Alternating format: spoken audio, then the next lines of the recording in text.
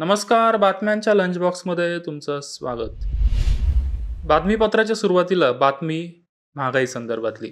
खाद्यवस्तू, वीज, कच्चं तेल तसेच इतर पेट्रोलियम पदार्थ आणि नैसर्गिक वायू तसेच इतर उत्पादनाच्या दरात वाढ झाल्याने घाऊक महागाई निर्देशांक म्हणजेच होलसेल प्राइस इंडेक्समध्ये वार्षिक 1.26% वाढ झाली आहे.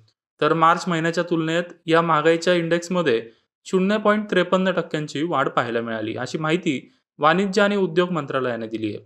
एप्रिल महिन्यातील घाऊक निर्देशांक गेल्या 13 महिन्यानंतर पहिल्यांदाच एवढ्या मोठ्या प्रमाणात वाढला आहे. एप्रिल महिन्यात खाद्यपदार्थाची महागाई ही 7.74% होती, तर मार्च महिन्यात हा आकडा 6.88% होता. अन्नधान्याची किमती वाढत असल्याने किरकोळ महागाईतही नाममात्र घसरण पाहायला मिळाली. अन्नधान्याच्या किमती वाढत असल्याने सर्वसामान्य नागरिकांना आर्थिक फटका बसतोय.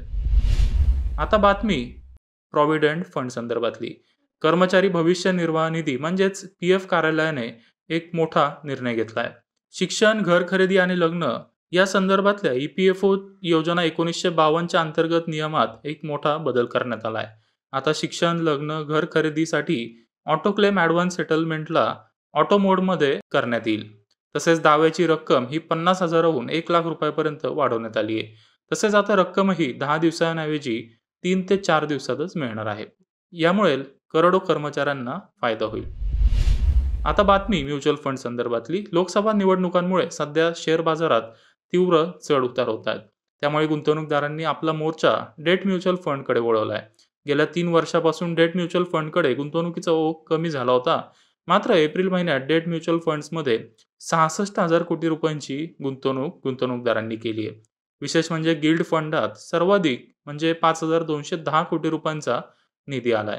सप्टेंबर नंतर व्याजदरात घसरण होण्याची अपेक्षा अनेक लोकांना वाटतेय, त्यामुळे डेट फंडमध्ये गुंतवणूक करण्यात येते. म्युच्युअल फंडात गुंतवणुकीचा ओघ वाढल्याने गेल्या 3 वर्षापासून दर महिन्याला फंड हाऊसेस 10 ते 12 इक्विटीवर आधारित नवीन फंड म्हणजे NFO बाजारात आणत आहेत. या वर्षात आतापर्यंत 67 नवीन फंड्स लॉन्च करण्यात आलेत. विशेष म्हणजे हे सर्व फंड ॲक्टिव्ह फंड आहेत. बातम्यांच्या लंच बॉक्समध्ये आता वेळ झाली थांबायची. तुम्ही पाहत राहा मनी 9 मराठी.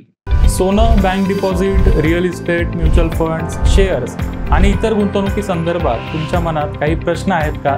काळजी करू नका. आता तुम्ही हे प्रश्न थेट अर्थविश्वातल्या तज्ज्ञांना विचारू शकता आणि तेही अगदी मोफत. मनी 9 ॲप डाउनलोड करा आणि लगेच तुमच्या मनातल्या प्रश्नांचे उत्तरं जाणून घ्या.